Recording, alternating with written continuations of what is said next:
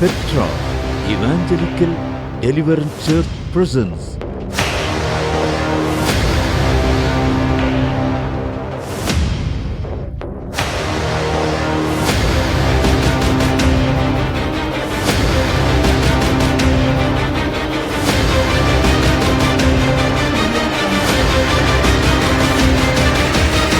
தீர்க்க தரிசன சத்தம், prophetic voice. உங்க நாமம் உயரணும், இன்று மேன்மை அடையணும். பாடுவேன் பாடுவோம் ஹல்லேலூயா ஹல்லேலூயா. ஆராதனை செய்வோமா? Hallelujah, Yahweh, Hallelujah,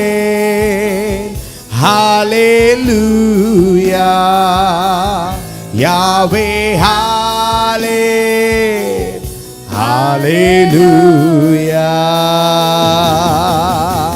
பெருங்காற்றும் அடங்கி போகும், எக்கடலும் வழி திறக்கும்.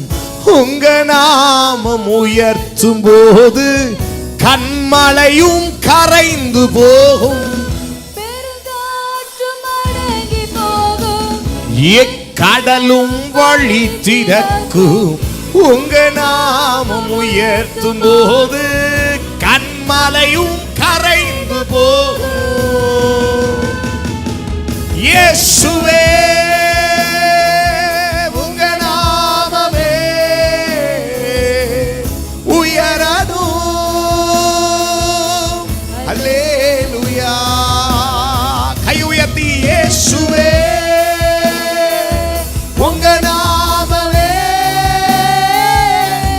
பெருகணும். அல்லேலூயா. நாமம் உயரணும், இன்று மேன்மை அடையணும். ஆடுவேன் பாடுவோம் ஹல்லேலூயா. கர்த்தருடைய பிள்ளைய எந்த நேரமும் கர்த்தருடைய நாமத்தை உயர்த்திட்டே இருங்க. உட்கார்ந்தாலும் ஜீசஸ்ங்கிற நாமத்தை உயர்த்துங்க, நடந்தாலும் அவர் நாமத்தை உயர்த்துங்க. எங்க அவர் நாமம் உயர்த்தப்படுகிறதோ, எங்கெல்லாம் இயேசு என்கிற நாமத்தை உயர்த்தப்பட்டு கொண்டிருக்கிறதோ, அந்த இடத்துல கர்த்தர் இறங்கி வருவார். அந்த இடத்துல கர்த்தருடைய பிரசன்னம் இருக்கும். நம்மளால என்னங்க செய்ய முடியும்? வேதம் சொல்லுது, நானும் நீங்களும் அற்ப மனுஷர்களாம். we are just human beings. ஆனா நம்முடைய தேவன் ஆண்ட சராசரங்களையும் ஆளுகிறவர். ஓ, அவர் நாமத்தை உயர்த்த தான் நம்ம அழைக்கப்பட்டிருக்கிறோம். அவர் நாம நம்ம மூலமா மகிமைப்படுதான்னு பாருங்க. நாட் only by words, நம்முடைய வாயின் வார்த்தைகளால தேவனே உமக்கு மகிமைன்னு சொல்றது மட்டும் இல்ல, நம்முடைய செய்கையில, நம்முடைய கிரியைகள்ல எல்லாவற்றிலும் அவருக்கு மகிமை செலுத்தப்பட பிசாசு உங்களை கண்டு பயப்படுவான். இந்த மனுஷன் தேவனை மகிமைப்படுத்துறவன் பிசாசுக்கு தெரிஞ்சிட்டாலே அவன் உங்களை கண்டு பயப்பட தொடங்குவான். ஆனா என்னைக்கு கர்த்தருக்கு சேர வேண்டிய மகிமை உங்களுக்கு வருதோ, உங்களுடைய பேரை என்னைக்கு நீங்க பிரஸ்தாபப்படுத்துறீங்களோ, உங்க பேரை எப்ப நீங்க பெருமைப்படுத்த ஆரம்பிக்கிறீங்களோ, அன்னைக்கு தாங்க பிசாசு உங்க லைஃப்ல என்ட்ரி ஆகும். எத்தனை பேர் உங்களால உண்மையா சொல்ல முடியும், என் பேர்ல ஒண்ணுமே இல்லை, என்னால ஒண்ணுமே இல்லை, இந்த ஊழியம் எங்களால ஒண்ணும் முடியாது, எங்க வேலையை எங்களால ஒண்ணும் செய்ய முடியாது, எங்க படிப்பை எங்களால ஒன்றுமே முடியாது.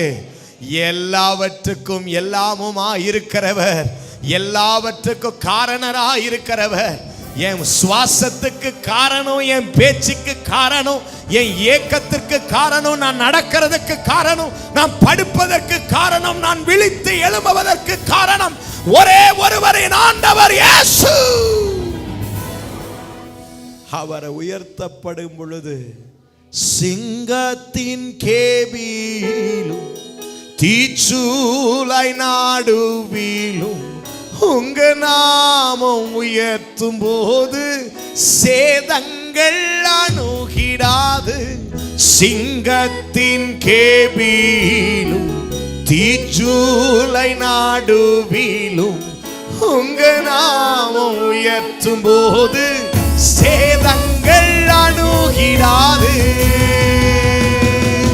இயேசுவே உங்க நாமமே உயரணும். சபையாராய் உயர்த்துவோமாய் உங்க நாமமே பெருகணும். அல்லேலூயா. உங்க நாமோ உயரணும், என்று மேன்மை அடையணும். எல்லாமே நீங்க தான்ப்பா, உங்களுக்கு தான்ப்பா மகிமை. என் குடும்பத்திற்கு, என் சபைக்கு, என் தனிப்பட்ட ஜீவியத்திற்கு இன்று மேன்மை அடையணும். பாடுவே பாடுவோம் அல்லேலூயா. இன்னையிலிருந்து ஒரு பழக்கத்துக்குள்ள வாங்க. Praise Jesus. Praise the name of Jesus. அவர் நாமத்தை அறிக்கையிட்டு ஸ்தோத்திரம் பண்ணிட்டே இருங்க. ஐயா, அவர் நாமத்துல பேய்கள் ஓடுவது மட்டுமல்ல, அசுத்த ஆவிகள் அலறுவது மட்டுமல்ல, அவருடைய நாமத்தில் எல்லாம் ஆகும். அவர் நாமத்தில் எல்லாம் கூடும். ஐயா, such a powerful name. எல்லா நாமத்திலும் வல்லமை உள்ள ஒரு நாமம் அந்த நாமம். அந்த நாமத்தை அறிக்கை செய்கிறவனுக்கு தோல்வி இல்ல. அந்த நாமத்தை உயர்த்துகிறவனுக்கு தோல்வி இல்ல. அந்த நாமத்தை மகிமைப்படுத்துகிறவனை கர்த்தர் மகிமைப்படுத்துவார். ஐயா, அவர் நாமத்தை நீங்க உயர்த்த ஒரு glory உங்களை சுத்தி இருக்கும். நீங்க போற இடம்லாம் ஒரு மகிமை உங்களை சூழ்ந்துகிட்டே வரும். ஏன்னா உங்க மகிமை அல்லாது அது நீங்க தேவத்துக்கு செலுத்தின மகிமை. You will be carrying the glory of God when you keep on confessing the name of Jesus. அந்த நாமத்தை எல்லா சூழ்நிலையிலும் அறிக்கையிட்டுக்கிட்டே இருங்க. அந்த நாமத்தை உச்சரிக்க எல்லாம் உங்க வாழ்க்கையில தீமையான காரியத்திற்கும் நன்மையான காரியத்துக்கு அவர் நாமத்தை நீங்க மகிமைப்படுத்த ஒரு மகிமை உங்க எல்லையை சுற்றும். அப்போ மழையும் கூட மெழுகு போல கரைந்து போயிடும். உனக்கு முன்பாக சில மலைகள் இருக்குதானே, சில கரடான பாதைகள் இருக்குதானே. when the glory of God descends, அவர் நாமம் எங்கெல்லாம் பிரஸ்தாப பண்ணப்படுகிறதோ அங்கெல்லாம் அவர் இறங்குவார். நீ உயர்த்தப்பட அவர் உன் நடுவில் இறங்குவார். உன் மலையெல்லாம் மெழுகு போல ஆகும், உருகி போய்விடும். சத்துருக்கள் உருகி போய்விடுவார்கள், மாந்திரிகங்கள் உருகி போய்விடும், சூனியங்கள் உருகி போய்விடும். உனக்கே தெரியாமல் உனக்கு வைத்த கண்ணி தரிவது போய்விடும். உங்க நாமம் உயர்த்தும் போது சேதங்கள் அணுகிடாது. கை உயர்த்துவோமா? இயேசுவே உங்க நாமமே உயரணும். அல்லேலூயா. ரெண்டு கையை உயர்த்தி இயேசுவே உங்க நாமமே பெருகணும்.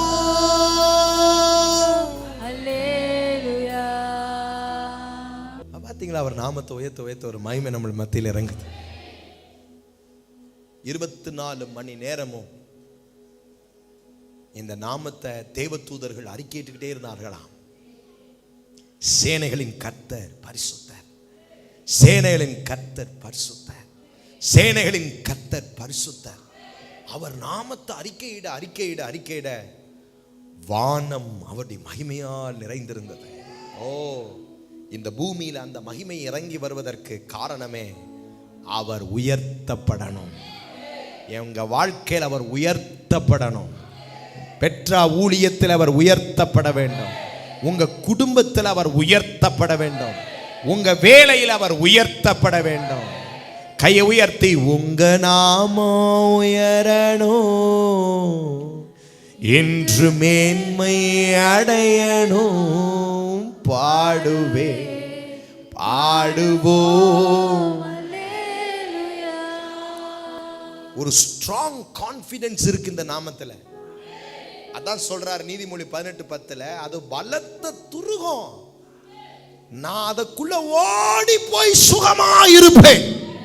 எனக்கு பாதுகாப்பான ஒரு இடம், என்னை பாதுகாக்கிற ஒரு துருகம், என்னை பலப்படுத்துகிற ஒரு துருகம். சத்துரு என்னை தேடி வரும் பொழுது என் சத்துரு என்னை கண்டுபிடிக்கவே முடியாது. எங்கடா அவன் போனான்னு பார்த்தா ஜீசஸ் என்கிற நாமத்துக்குள்ள அவன் ஒளிந்திருக்கிறான், அவன் மறைந்திருக்கிறான். உன் சத்துருக்கள் உன்னை தேடியும் உன்னை அவர்கள் காண மாட்டார்கள். காரணம் அவருடைய நாமம் உன் வாழ்க்கையிலே உயர்த்தப்பட்டிருக்கிறது. எக்ஸ்பீரியன்ஸ் பண்ணுங்கள் அந்த க்ளோரியை. Walk with that glory. அந்த மகிமையிலே நடங்க, அந்த மகிமையிலே இருங்க. Jesus Jesus Jesus. எல்லாரும் பக்கத்தில் திரும்பி சொல்லுங்க, ஜீசஸ் ஜீசஸ் ஜீசஸ் ஜீசஸ். அந்த வார்த்தையே வாகனத்தில் டிராவல் பண்ணும்போது சொல்லுங்க, வேலையில் இருக்கும்போது சொல்லுங்க. அந்த நாமத்தில் இருக்கிற வல்லமையை நீங்கள் அனுபவிப்பீர்கள். உங்களை சுற்றிலும் ஒரு சில சர்டன் கிலோமீட்டருக்கு ஒரு மகிமை இறங்கி வரும். உங்க கிட்ட அது அணுகவே அணுகாது. உங்களை அது நிழலை கூட தொட முடியாது. அதனாலதான் அப்போஸ்தலர்கள் நடந்து போகையிலே அவர்களுடைய நிழல் படுகையில் ஜனங்கள் சொஸ்தமானார்கள். அவர்களுடைய நிழல் படுகையிலே வியாதியஸ்தர்கள் விடுதலையானார்கள். அவர்கள் நிழல் படுகையிலே அசுத்த ஆவிகள் ஓடின காரணம் என்ன? அவர்கள் சொன்னார்கள், என்னிடத்தில் வெள்ளியும் இல்லை, என்னிடத்தில் பொன்னும் இல்லை, என்னிடத்தில் இருக்கிறதை உனக்கு தருகிறேன், நசரேயனாகிய இயேசு என்கிற நாமம். The name of Jesus. அந்த நாமத்தை தரிச்சிக்கங்க. அந்த நாமத்தை உடையவர்களாயிருங்க. அந்த நாமத்திற்கு உரிய தேவ ஜனமாயிருங்க. அந்த நாமத்தை அறிக்கை செய்யுங்க. மகிமை உங்களை சுத்தி இருக்கும். ஒரு சூப்பர் நேச்சுரல் அட்மாஸ்பியரை கொண்டு வருவீங்க. நீங்க எங்கெல்லாம் போறீங்களோ, நீங்க ஒரு இடத்துல இருக்கும்போது அந்த அட்மாஸ்பியர் மாறும். Because you are lifting up the name of Jesus. ஓ, என் பெயர் அல்ல, என் நாமம் அல்ல, என்னுடைய பலன் அல்ல, அவர் மகிமைக்கு உரியவர், கனத்திற்கு உரியவர். உயர்த்தப்படுகிற எல்லா இடத்துல அவர் இறங்கிடுவார். கையை உயர்த்தி ஹalleluya. அதனாலதான் பிசாசு அவர் உயர்த்தப்படுற இடத்துல நிற்கவே முடியாது. Glorify the name of the Lord. இரண்டாவதாக, உங்களுக்கு இருக்க வேண்டிய அல்லது நீங்கள் கொண்டிருக்க வேண்டிய பிசாசை மிரட்டவும் பயமுறுத்தவும் வைத்திருக்க வேண்டிய ஒன்று, இயேசு கிறிஸ்துவின் உடன்படிக்கையின் ரத்தம். எல்லாரும் சொல்லுங்கள், இயேசு கிறிஸ்துவின் உடன்படிக்கையின் ரத்தம். இந்த ரத்தத்தை அவன் பார்த்தாலே அவன் நடுங்குவான். என்னங்க சத்தம் வரல? அவன் என்ன செய்வான்?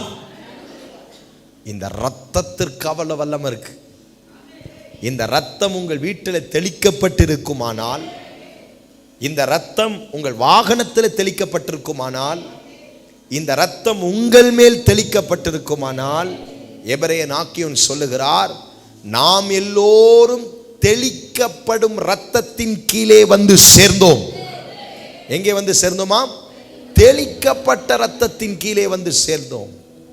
ரத்தம் தெளிக்கப்பட்டிருக்கிற இடத்திலே ஒரு பாதுகாப்பு இருக்கும், சத்துரு நம்மளை கடந்து போவானே தவிர நம்மளை தொடவே முடியாது. யாத்திராகம் 12:13 வாசிக்க கேட்கலாம். நீங்கள் இருக்கும் வீடுகளில் அந்த இரத்தம் உங்களுக்காக அடையாளமாக இருக்கும். அந்த இரத்தத்தை நான் கண்டு உங்களை கடந்து போவேன். Praise the Lord. அந்த இரத்தத்தை நான் கண்டு கடந்து போவேன். சங்கார தூதன் சொல்லுகிறான், அந்த இரத்தத்தை நான் யார் வீட்டில் பார்க்கிறேனோ அந்த வீட்டுக்குள்ள நான் நுழைய மாட்டேன். நான் அந்த வீட்டை என்ன செய்வேன்? கடந்து போவேன். நீங்க விசுவாசிக்கிறீங்களா? இன்னைக்கு ராத்திரி இயேசுவின் ரத்தம் நீங்க இங்கே இருக்கையிலே உங்க வீட்டில் தெளிக்கப்பட போகுது, உங்க வாகனத்தில் தெளிக்கப்பட போகுது, உங்க பிரயாணத்தில் தெளிக்கப்பட போகுது, உங்க உடைமையில தெளிக்கப்பட போகுது. ஒரே ஒரு சொட்டு ரத்தம் பட்டா போதும், அவைகள் சுத்திகரிக்கப்படும், அவைகள் மன்னிக்கப்படும், அவைகள் சுகமாகும், அவைகள் பாதுகாக்கப்படும், அவைகளை பிசாசு கடந்து போகும். அந்த ரத்தத்தில் வல்லமை இருக்கிறது. கையை உயர்த்தி சொல்லுங்கள் ஹல்லேலூயா. வெளிப்படுத்தின விசேஷம் 12:11 சொல்லுகிறது, ஆட்டுக்குட்டியின் ரத்தத்தினாலே அந்த சாத்தானை ஜெயித்தார்கள்.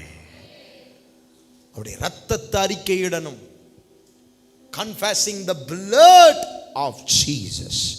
இயேசுவின் ரத்தத்தை அறிக்கை செய்ய செய்ய செய்ய உங்கள் வாழ்க்கையிலே உங்களுக்கு விரோதமாய் இருக்கிற பிசாசுகள் என்ன செய்ய ஆரம்பிக்கும்?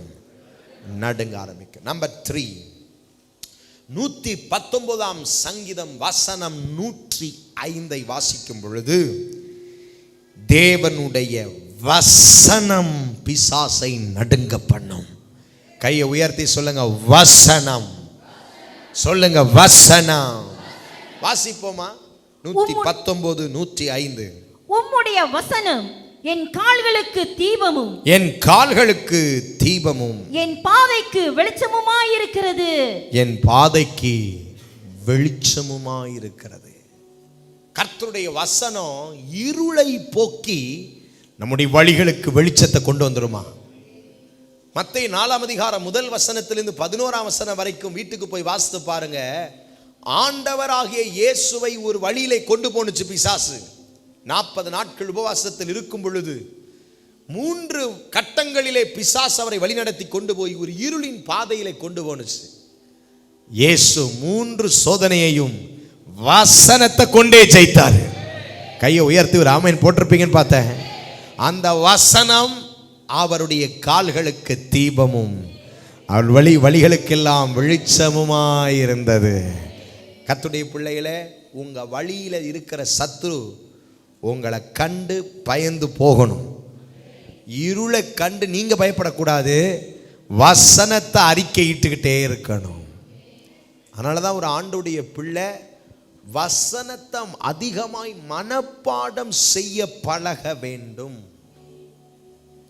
ஒரு வருஷத்திற்கு 365 வசனமாகிலும் ஒரு தேவனுடைய பிள்ளை மனப்பாடம் செய்யணும். எத்தனை வசனம்? ஒரு வருஷத்திற்கு சொல்லுங்க எல்லாரும், எத்தனை வசனம் மனப்பாடம் பண்ணணும் ஒரு வருஷத்துக்கு? ஒரு சாதாரண ஒரு ஆண்டுடைய பிள்ளை, ஒரு அடிப்படை கிறிஸ்தவ பிள்ளை, நீ 365 வசனத்தை ஒரு நாளைக்கு ஒரு வசனத்தை நீங்க மனப்பாடம் பண்ணியே தாங்க ஆகணும். நீங்களே உங்களை டிசிப்ளின் பண்ணணும். ஆமென். எபிரேயன் ஆக்கியோன் சொல்லுகிறார், அதை உன் இருதயமாகிய பலகையில் எழுதி உன் மனதிலே வைத்துக்கொள். உன் மனதிலே எழுதி உன் இருதயமாகிய பலகையிலே வைத்துக்கொள். இது உங்களுக்குள்ள இருக்கிற வரைக்கும் பிசாசு உங்க தோற்றத்தை கண்டு பயப்பட மாட்டான், உங்களுக்குள்ள இருக்கிற வசனத்தை கண்டு பயப்படுவான். உங்களுக்கு தெரியுமா, ஒரு ஆவி உங்களை பார்த்தவொடனே ஸ்கேன் பண்ணிடும், உங்ககிட்ட கர்த்தருடைய வசனம் இருக்கா இல்லையான்னு. உங்ககிட்ட என்ன வசனம் இருக்குதோ அந்த வசனத்தை வச்சே உங்களை குழப்ப பார்க்கும். இயேசு கிட்ட வந்து இயேசு கிட்டையே அந்த வசனம் பேசி தான் குழப்ப பார்த்துச்சு. ஆனால் நம்முடைய ஆண்டவர் அதற்கும் மேலான அதிகாரம் படைத்தவர். அவர் சத்தியமாயிருந்தவர். அவர் தான் சொன்னார், நானே வழி சத்தியம் ஜீவன். அவர் சத்தியமாயிருந்தார். அவருக்குள் சத்தியம் இருந்தது. அதே தான் யோவான் 15ஆம் அதிகாரம் தன்னுடைய சீஷர்களுக்கு கற்பிக்கும் பொழுதும் சொன்னார், நீங்கள் என்னிலும் என் வார்த்தையிலும் நிலைத்திருந்தால் நீங்கள் மிகுந்த கனிகளை கொடுப்பீர்கள். ஒரு கர்த்தருடைய பிள்ளை அவருடைய வார்த்தையில நிலைத்திருக்கணும். ஒரு நாளைக்கு ஒரு வசனமான பாடம் பண்ணணும். அந்த நாட்களில் பரிசுத்தவான்கள், அந்த நாட்களில் இருந்ததான பழைய கர்த்தருடைய விசுவாச பிள்ளைகள், அந்த நாட்களில் உள்ள பழைய பிரதிஷ்டை உள்ள பரிசுத்தவான்கள் கற்பித்தது என்ன தெரியுமா? பிள்ளைகளுக்கு ஒரு வசனம் மனப்பாடம் பண்ணி சொல்லலைன்னா பிரேக்ஃபாஸ்ட் கிடையாது வீட்டில், லஞ்சு கிடையாது வீட்டில். ஏன் அந்த பழக்கத்தை அந்த நாட்களில் கொடுத்தாங்க? வசனம் ஒரு பிள்ளைக்குள்ள இருக்க இருக்க இருக்க ஒரு பிசாசும் அந்த பிள்ளைகளை தொடவே முடியாது. என்ன பிரச்சனையா இருந்தாலும் உள்ள இருந்து என்ன வரும்? சும்மா வார்த்தை வராது. ஏ அப்பால போ பிசாசே, ஏ பிசாசே போ, ஏ பிசாசே போ. பிசாசே போனா போமா? இப்ப இருக்கிற பிசாசு உங்களோட விவரமா இருக்குது. அப்ப விவரமுள்ள பிசாசு கண்டுபிடிக்குது. உங்களுக்கு வசனம் தெரியுமா தெரியாதா? அப்போ கர்த்தருடைய பிள்ளைகள் இன்னைக்கு இரவு ஒரு தீர்மானம் பண்ணுங்க. ஒரு நாளைக்கு எத்தனை வசனம்? ஒரே வசனம். அந்த ஒரு வசனத்தை நீங்க மனப்பாடம் பண்ணுங்க. 365 நாள் முடியும் போது, இந்த வருஷம் முடியும் பொழுது நீங்களே உங்களுக்கு ஒரு எக்ஸாம் வைங்க. 365 வசனத்தை மனப்பாடமா நீங்க எழுதுறீங்களான்னு பாருங்க. அப்படி உங்களை வசனத்தில் உள்ளே நிரப்பிட்டீங்கன்னா அந்த வசனத்தை கண்டு பிசாசு உங்கள் வழிகளிலே குறுக்க வரவே முடியாது. நீங்க நடக்கும் பொழுது ஒரு வெளிச்சம் உங்க வழிகளில் இருக்கும். நீங்க நடக்கும் பொழுது ஒரு பாதை உங்களுக்கு தெரியும். உங்க பக்கத்தில் இருக்கிறவங்க சொல்லுவாங்க, இனி வழியே இல்லை, இனி உனக்கு ஒரு போக்கு இல்லை. இல்லை, நீங்க சொல்லுவீங்க, கர்த்தர் திராணிக்கு மேலாக என்னை சோதிக்க மாட்டார், அதற்கு தப்பி செல்ல ஒரு வழியை எனக்கு அவர் உண்டு பண்ணுவார். அவருடைய வசனம் உங்களுக்குள்ள இன்னைக்கு நிரம்ப ஆரம்பிக்கணும். நீங்க பழைய கிறிஸ்தவங்களோ புது கிறிஸ்தவங்களோ அப்படிலாம் சொல்லாதீங்க. நான்லாம் பல வருஷ கிறிஸ்தவன் சொல்லாதீங்க. உனக்கு எவ்வளவு வசனம் தெரியுங்கிறத பொறுத்து தான் நீ கிறிஸ்தவனா என்கிறதே அடையாளம். உங்களுக்கு வசனம் தெரியலனா எப்படி பிசாசை ஜெயிப்பீங்க? இன்னைக்கு பிசாசு போகும், நாளைக்கு திரும்பி பிசாசு வரும். ஆனா வசனம் உள்ள இருந்ததுன்னா, குமாரன் உங்களை விடுதலை ஆக்கினார், மெய்யாகவே விடுதலை ஆவீர்கள். சத்தியம் உங்களை விடுதலை ஆக்கினார், மெய்யாகவே விடுதலை ஆவீர்கள். அந்த ஒரு பூரண விடுதலை உங்களுக்கு எப்ப வரும்னா, வசனத்தினுடைய மனனம் ஆவி ஆத்துமா சரீரத்துக்குள்ள இருக்கும் பொழுதுதான் பிசாசு அந்த வசனத்தை கண்டு பயப்படும். கையை உயர்த்தி ஒரு அல்லேலூயா. நாலாவது, உபவாசமும் ஜெபமும். ஒரு கர்த்தருடைய பிள்ளையினுடைய வாழ்க்கையில உபவாசமும் ஜெபமும் இல்லைன்னா அவர்களை போல ஒரு தோல்வி நிறைந்த ஒரு கிறிஸ்தவர்கள் இந்த பூமியில் இருக்கவே மாட்டாங்க. Some of our Christians, they don't believe in fasting and prayer. They don't trust on fastings. உபவாசங்களின் மேல் அவர்களுக்கு நம்பிக்கை இல்லாதவர்களாக போகிறார்கள். பிசாசு உங்களை கண்டு பயப்படுற ஒரே ஒரு பெரிய ஆயுதம் உபவாசமும் ஜெபமும். உபவாசம் இல்லைன்னா பிசாசை நீங்க மேற்கொள்றது ரொம்ப கஷ்டம். ஒரு சின்ன போராட்டம் வாழ்க்கையில வருதா, ஒரு சில பிரச்சனை உங்க லைஃப்ல வருதா, உடனே 3 நாள் ஃபாஸ்டிங், ஒரு 5 நாள் ஃபாஸ்டிங், 7 நாள் ஃபாஸ்டிங். உங்க ஆவியில ஆண்டவர் ஏவுவார். ஆண்டவர்கிட்ட கேளுங்க. உங்க மன விருப்பத்தின்படி உபவாசம் இருக்காதீங்க, கர்த்தர்கிட்ட கேளுங்க. ஆண்டவரே, நான் எவ்விதத்தில் உபவாசம் பண்ணி இந்த சூழ்நிலையிலிருந்து வெளியே வரணும், அவர் உங்களுக்கு போதிப்பார். அந்த உபவாசத்தை எடுத்து அந்த 4 நாளோ 5 நாளோ 3 நாளோ 2 நாளாலோ ஒரே நாளோ அந்த கிரியைகளை நீங்க ஜெயிக்கணும். கையை உயர்த்தி ஆமென் சொல்ல மாட்டீங்களா? யோவேல் தீர்க்க தரிசன புத்தகத்தில் வாசிக்கும் பொழுது 2ஆம் அதிகாரம் 12ஆம் வசனத்தை வாசிப்பீங்கன்னா, நீங்க உபவாசம் பண்ணும் பொழுது என்ன பண்ணணும் அப்படின்னா 2:12 ஆதலால் நீங்கள் இப்பொழுதே உபவாசத்தோடும் அழுகையோடும் புலம்பலோடும் உங்கள் முழு இருதயத்தோடும் என்னிடத்தில் திரும்புங்கள் என்று கர்த்தர் சொல்லுகிறார். பாருங்க, நீங்க தனிப்பட்ட விஷயத்துக்காக, உங்க குடும்பத்துக்காக, உங்க பிள்ளைகளுக்காக உபவாசம் பண்ணும் பொழுது சும்மா காலையிலேருந்து சாப்பிடாம இருந்துட்டு ராத்திரி போய் சாப்பிட்றதல்ல உபவாசம். உபவாசம்னா என்னன்னா அழுகையோடும் கண்ணீரோடும் புலம்பலோடும் உங்கள் தேவனாகிய கர்த்தரிடத்திலே திரும்ப வேண்டுமா? கையை உயர்த்தி சொல்லுங்க, திரும்பணும். ஆண்டவர்ட்ட அந்த நாளில் உட்கார்ந்து அழுது புலம்பி தேவ சமூகத்தில் எந்த காரியத்துக்காக நீங்க உபவாசம் பண்றீங்களோ அந்த காரியத்தை கர்த்தருடைய பாதத்தில் வச்சு நீங்க ஜெபிக்கும் பொழுது மட்டும்தான் அந்த உபவாசம் அங்கீகரிக்கப்படும்.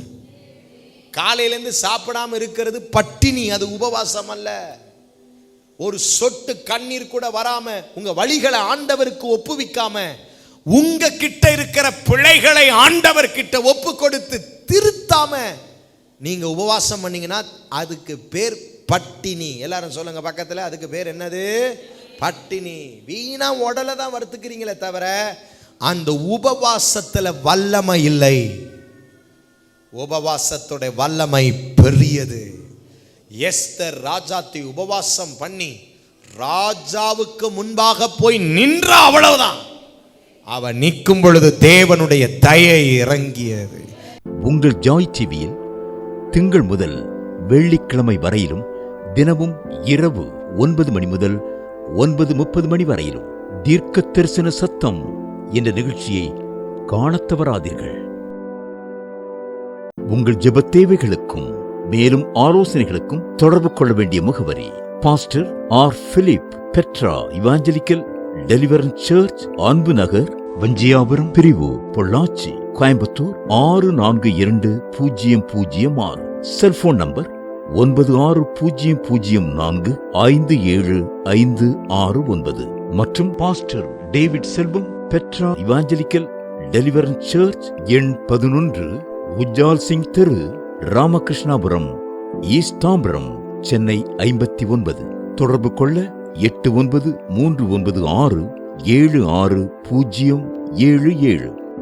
Our address: Petra Evangelical Deliverance Church, number 6, Jalan, PTP 1/1, Taman, Perindustrian, Tosik, Perdana 47120, Puchon.